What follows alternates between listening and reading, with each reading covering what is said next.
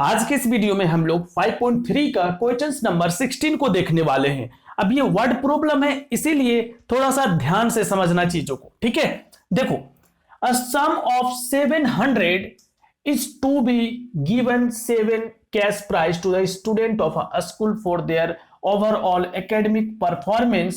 यहां तक में केवल एक चीजें हम लोग को इंपॉर्टेंट मिला है, वो है 700 रुपीज, और दूसरा चीज है 7 कैश प्राइज। दो चीजें हैं।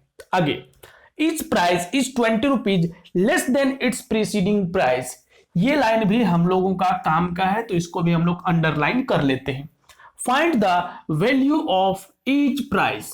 ठीक है, यहां तक चीजें समझ में आ चुका है कि 700 रुपीज है और 7 प्राइज डिस्ट्रीब्यूट करना है हम लोगों को। बट कंडीशन ये है कि जो फर्स्ट प्राइज होगा उसमें से सेकेंड प्राइज 20 रुपीज कम होगा, फिर थर्ड प्राइज सेकेंड प्राइज से 20 रुपीज कम होगा। इट मींस ऐसे समझो कि अगर हम लोग फर्स्ट प्राइज को सपोज कर लेते हैं ये, ठीक है, तो सेकेंड या तो पी सपोज करो, है ना, फर्स्ट प्राइज को पी सपोज करो, तो सेकेंड प्राइज जो होगा वो हो जाएगा p माइनस 20। तो थर्ड प्राइज कितना होगा? थर्ड प्राइज होगा p माइनस 20 और 20 और 40। ऐसे ही आपका सारा प्राइस चलेगा। क्लियर है? अब यहां पे आपका काम का चीजें क्या है वो देखना पड़ेगा। तो भाई हम लोग तो इसको एपी के थ्रू बनाएंगे। तो एपी के लिए हम लोगों को क्या चाहिए? A1। तो ए का वैल्यू कितना है? P, first prize.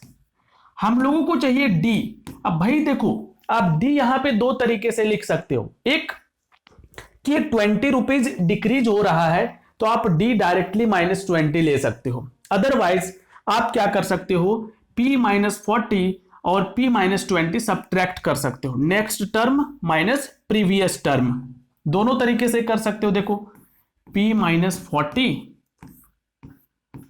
उसके बाद प्रीवियस टर्म P माइनस 20। अगर यहां पे आप सब्ट्रैक्ट करोगे P minus 40 minus P minus minus plus 20, अब ये आप P कैंसिल करो, -40 में +20 ऐड करोगे तो कितना आएगा? -20। इतना करने के बजाय आप सीधा ही लिख दो D का वैल्यू -20, कहीं कोई गलत नहीं होगा। क्लियर है? अब N का वैल्यू कितना है? N का वैल्यू हम लोगों के पास है 7, क्योंकि हम लोगों को 7 प्राइज डिस्ट्रीब्यूट करना है। अब हम लोग फॉर्मूला लगाते हैं। कौन सा फॉर्मूला लगाएंगे भाई? अब ये अगर नहीं पता चल रहा तो आप इसको भी लिखो, क्योंकि ये आपका प्राइस का सम है विच इज SN। तो अब आपको क्लियरली पता चल रहा होगा कि भाई हम लोग SN का फॉर्मूला लगा देंगे। चलो देखो, SN का फॉर्मूला लगाते हैं। बताओ भाई, SN इक्वल्स टू n/2, बोलो, 2a plus n-1 into D. याद है ना? है? ठीक है, बहुत अच्छा। n का वैल्यू 7 है, 7/2, और SN का वैल्यू 700 है। 2 इंटू a का वैल्यू कितना है? P प्लस 7 माइनस 1, और d का वैल्यू -20। तो अब आप क्या करो, इस 2 को इधर क्रॉस कर दो और 7 डिवाइड कर दो। 700 मल्टीप्लाई 2 अपॉन 7, ऐसा हम लोग इधर डिवाइड कर दिए और मल्टीप्लाई कर दिए। अंदर में क्या बचा हुआ है? 2p प्लस ये हो जाएगा 6, और ये है आपका -20। ठीक है, अब पहले इसी को अगर मल्टीप्लाई करें तो 22 जार नहीं, हाँ 26 jar 120 plus into minus 2p। इस साइड का वैल्यू, इतना ब्रैकेट लगाने की जरूरत नहीं है ना, क्योंकि बाहर में हमने कोई वैल्यू रखे ही नहीं है। तो बाहर कोई वैल्यू नहीं है तो आप ब्रैकेट रिमूव कर सकते हो। अब यहां पे अगर देखो तो ये तो 100 टाइम्स में कैंसिल हो जाएगा, और 100 इंटू 2, लेफ्ट साइड कितना बचा है? 200। 200 उस 120 को इधर ले आओ, प्लस में आ जाएगा भाई। इधर कितना बचा है? 2p। अब 200 प्लस 120 320, सिंपल है। 320 और इधर है 2p, तो P लिख के 2 इधर डिवाइड कर दो भाई, कितना आ गया 160। अब हम लोगों का काम हो चुका है यहाँ पे कंप्लीट। अब अगर हम लोग 7 प्राइस लिखे तो क्या क्या वो प्राइस वैल्यू होगा वो बता दो, बता देते हैं भाई फटाफट से, है ना।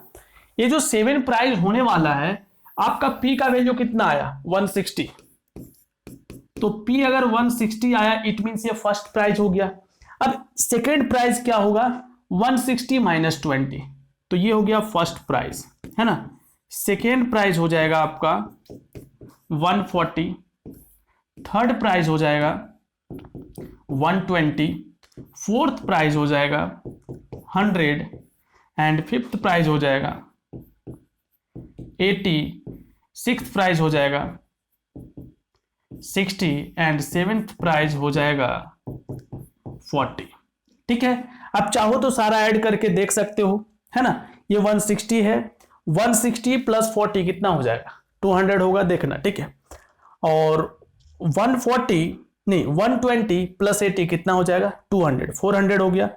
140 प्लस 60 कितना हो जाएगा 200, 600 और 100, 700 रुपीज आया। तो इस टाइप से इसको सॉल्व करना है। और चैनल पे न्यू हो तो सब्सक्राइब कर लेना, बेल आइकन भी प्रेस कर लेना। आपसे मिलते हैं नेक्स्ट क्वेश्चंस में।